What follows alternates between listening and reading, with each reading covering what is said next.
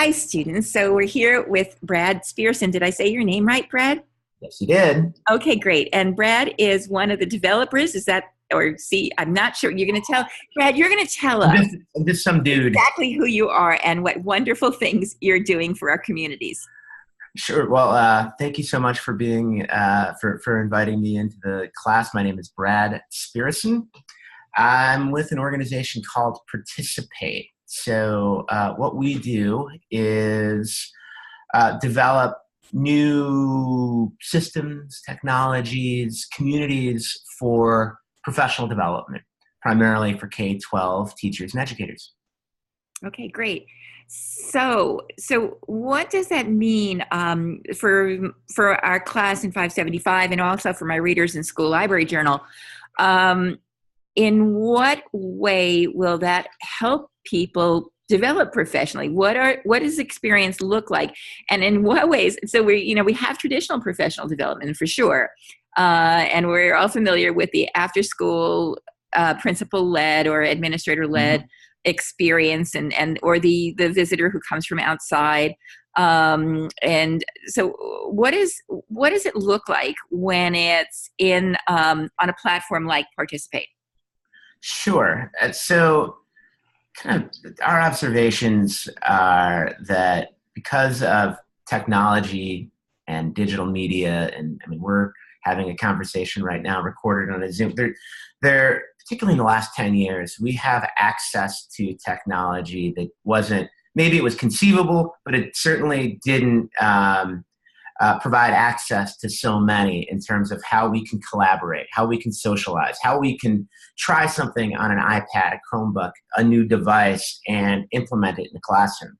So while technology and social media is transforming how we are educating and how we are learning, is our belief that traditional top-down professional development, while useful by itself, is not sufficient to help us continue our practice and make sure that we're constantly learning. So who are we learning from?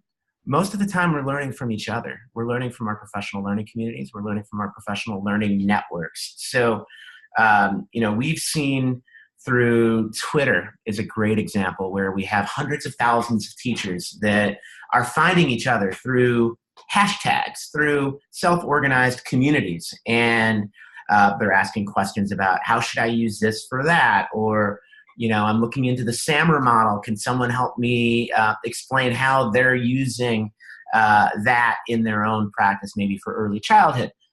Ed camps are another example of educators not waiting for the professional development to come to them, but recognizing that we are all free thinkers. We all have more questions than we have answers. So why don't we create a community or a series of communities where we could learn and teach with like-minded educators? So this is not new. This happens at conferences. It happens where human beings are social in nature.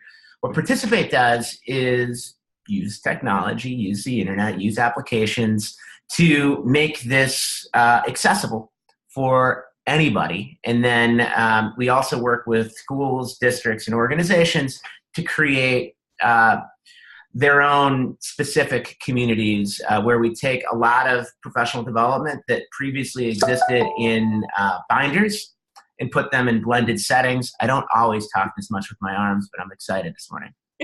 That's great. So my introduction to Participate, and it was a very happy introduction, was in two ways. First, I was trying to figure out, as a librarian, what chats were out there for the partner classroom teachers that I worked with. And all of a sudden, I was able to find every live chat that I could ever want to connect anybody with through your list, and then easily see a calendar. And so that made me really excited. That was my first introduction. Then I discovered, and I know you've updated since then, but then I discovered when we were running TL Chat Live that we were doing all sorts of crazy things to capture the frantic and exciting live chat that we were having as a library community, international library community, and we were storifying it, and we were in, which is no longer around, but we were doing all sorts of things.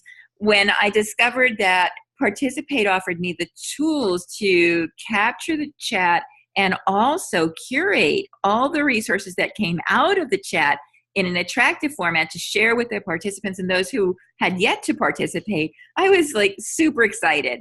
And then I think thing number 3 was when I met you at the Lucas house. What was it called? Skywalker Ranch. Skywalker Ranch. Definitely felt the presence in the force with you. And the force was with you as well. So when we were there, we were talking about open educational resources and curation. And then I saw where the plan that you had for allowing us to easily curate resources within communities or for ourselves to share with others. And so those 3 things made me very excited. And I know that since I last took a deep dive into Participate, you've been doing some work. So tell me what's going on. Yeah, if it's okay with you, sure, I would love to share my screen and show you an example of how we're putting all of these things together. So you're going to see a few things here, and then you're going to see here what's called the AMSTI Community of Practice. Can you see my screen? Yes, I can. So this is a good example of how individual community organizers take a lot of what you can do with Participate and essentially create a community of practice for continuous learning. So what does that mean in English? It means my friend Keith, you can see right here, is a community leader. Keith works for the state of Alabama's Department of Education. And earlier this year, Keith was tasked with providing 3 or 4 days of on-site training for a number of STEM teachers in Alabama. And those 3 or 4 days, you know, many of us have gone to conferences and you know, it's unbelievable the amount of learning that takes place. But what we were recognizing was, you know, you might go to a conference for 3 or 4 days and then you come back to school on Monday morning and you have the fire hose of everything you need to do. So what we do with Keith and, you know, hundreds or, you know, at this point, maybe even thousands of other individuals across the country is create a way that before, during, and after an on-site professional development session, you can curate resources, curate hashtag conversations, have your own learning experience. So in this community of practice that was created on Participate, you can see Keith used this editing feature to create a description to essentially brand this so he can invite members of this community, in this case exclusive here, so it's only people that Keith invited to come to this community of practice where, you know, they could look at, you know, we talked about hashtag curation. So one of the things is, you know, while there's a public hashtag around Keith's community, what we do and what you referenced was anytime someone publicly tweets something to this hashtag AMSTI works, what we do is put it into an environment where, you know, you don't have to go back to Twitter and back and forth, and you don't have to be subjected to a lot of things that aren't relevant to your area of interest. Here, all of the conversations related to this hashtag are accessible here.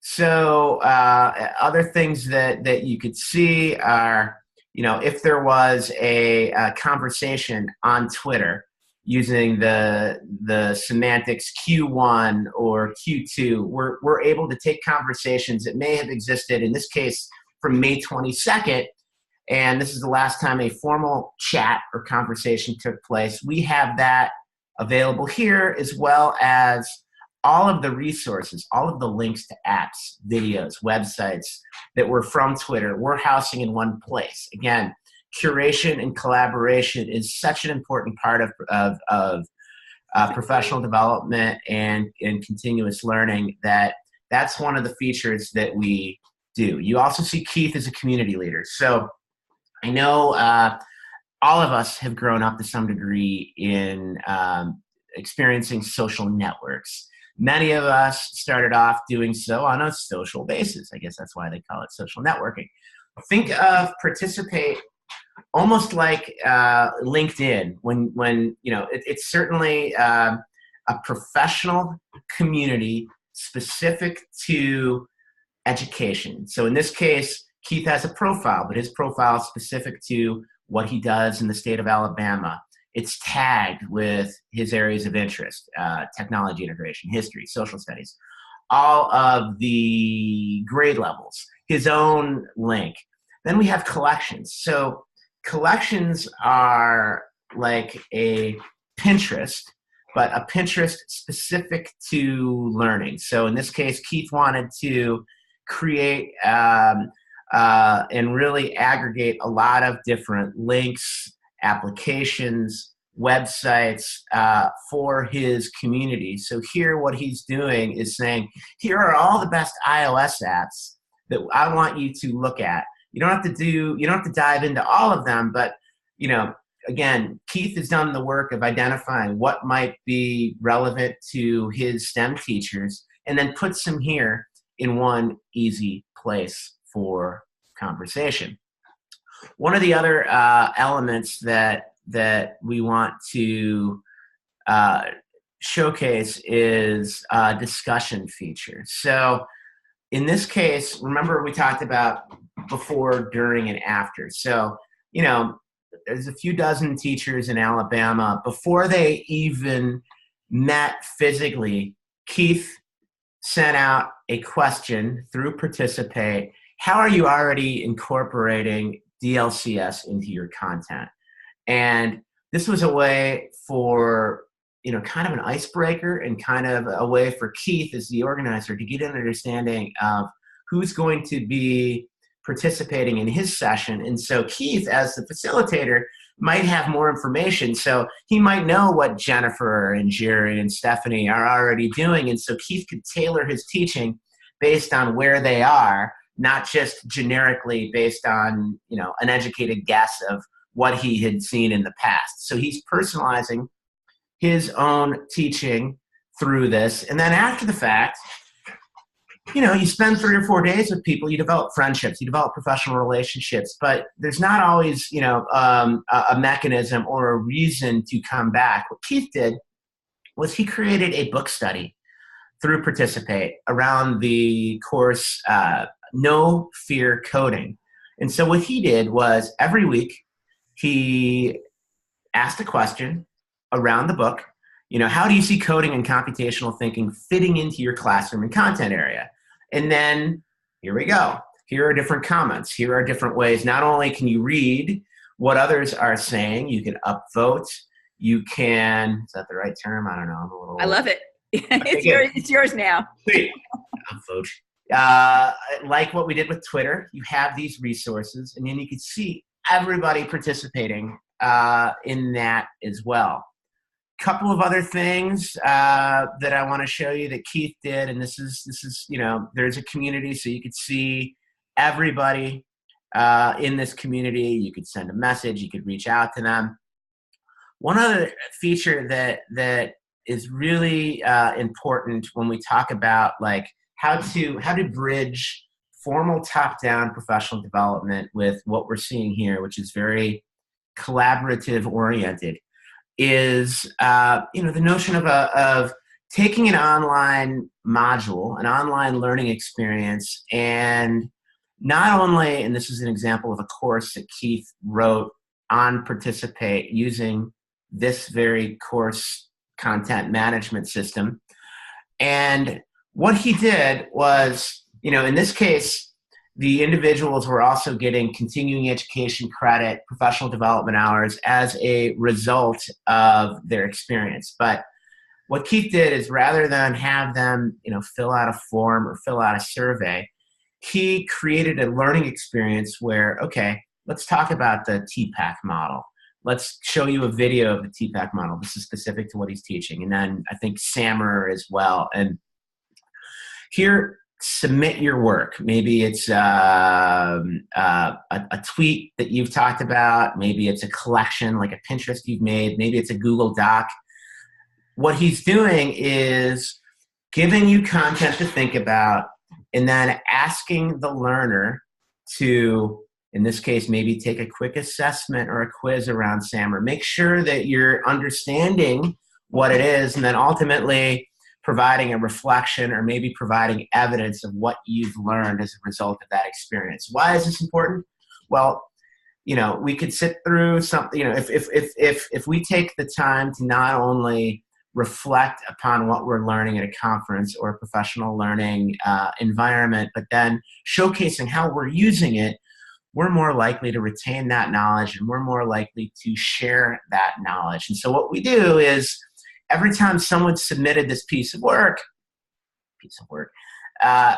Keith, as an assessor, can view on Participate everything that's coming in. So let me quickly see. Okay, here I'm an admin, so you're going to see a lot of different things here. But here are all of the different assessors that we have on Participate. And there Keith is. I guess he was already highlighted. So here are learning products that people have submitted for Keith.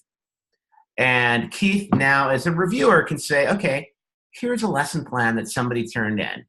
I need permission. You get the idea. Yeah. Here is linked to student work. Here's a reflection. So Keith is the one that ultimately decides whether or not the work that they submitted justifies. It could be continuing education unit. It could be other types of compensation. It's whatever. With the state of Alabama, I believe it's continuing education unit, but different organizers use this for different things. And then upon completion, if somebody successfully turns in all that information, what they do is they earn a badge, and I'll show you one of the badges that Keith has earned. And a badge is a micro-credential. A micro-credential. It's evidence of professional learning, and the importance of it is it's recognition of a new competency earned. So Keith is also an EdCamp organizer, so I'm going to show you what he did for EdCamp. In this case, we work with the EdCamp Foundation to issue badges for that type of experience. A badge has a description, it has criteria, it has the ability to print out, it has the ability to obviously share across social media.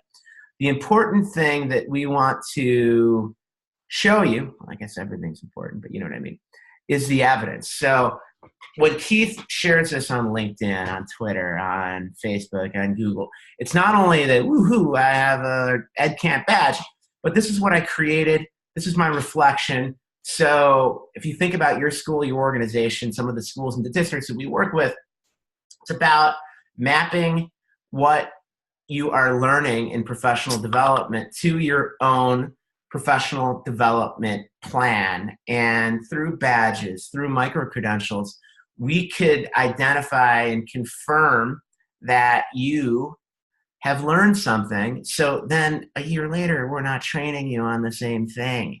Just as we're personalized learning for our students, we're personalizing learning for ourselves. So we could take that valuable time after school on weekends and our own time and really add to our existing knowledge base and not have us sit through something in desks and rows for 3 hours on something that we already know. It makes visible all this voluntary learning as well. Yes, so exactly. So it's not necessarily that it has to be explicitly demonstrated, but should you need to prove to an administrator that you are growing and achieving in a way that you're that because you're personally driven to grow as an educator, that's impressive to share. And the metadata is being recognized across a variety of different organizations. So it's not just you have a badge from Participate. We're seeing the Boy Scouts transform their physical badges into into badges that contain information that really show both lifelong and life-wide learning, right? So It's your own digital portfolio, right? It's representative. You know, we grew up writing resumes and CVs, and this is a digital representation of what we know, and we show what we know and how we got there. So whether it's STEM, whether it is Shakespeare, whether it is classroom management, whether it's not just about completing something specific to our own organization, but it's also letting the world know where we have a competency and eventually where we have a mastery. And this is still early stages in terms of online badging and and how it works, but Participate is a believer in this movement. We're organizers of something called the Badge Summit, where all big badge issuers convene yearly at the ISTE conference, and then also participate in a regular chat about best practices for everybody. So the credentials that you earn on one platform are recognized on another platform. It's almost like 20 odd years ago, all of the wireless companies getting together on a Bluetooth standard. We're working on a badge standard because the future of education and probably the president of education is really about what you know, when you know it, and how you can use it. And we think a micro-credential is a really efficient and pretty cool way of recognizing that. Yeah, and we're seeing university admissions offices really pay attention to student portfolios and learning beyond SAT scores and GPAs. They're asking students, "What else are you doing?" And so this is not just for us as professionals. We're modeling in our interest in this, a practice that our students will probably find part of their lives as we move forward. So Brad, so you've described a kind of Swiss Army knife of all of the things I need. I'm a pacifist, though. But I just if you could just my students, many of them are really new to this. If they were walking in to participate, how would they get started? And then I'm going to design after I stop recording today. I'm going to work with you, and we'll design some kind of activity for them as well. Excellent. So. It's pretty easy to get started. Go to participate.com. And if you're not already registered, it's a matter of seconds of filling in a email address and a password, or you could log in via Google, Twitter, or Facebook. At that point, you're going to have the ability to find Twitter chats, kind of how you got to know us a couple of years ago. You can create a profile like what we showed with Keith and others.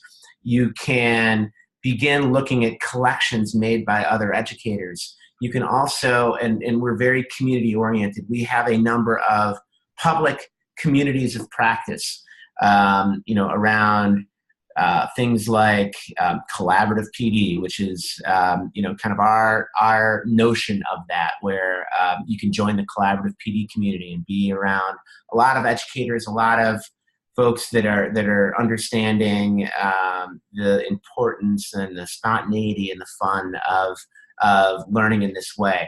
We also have communities around things like the UN Sustainable Development Goals, which is really important to us as an organization.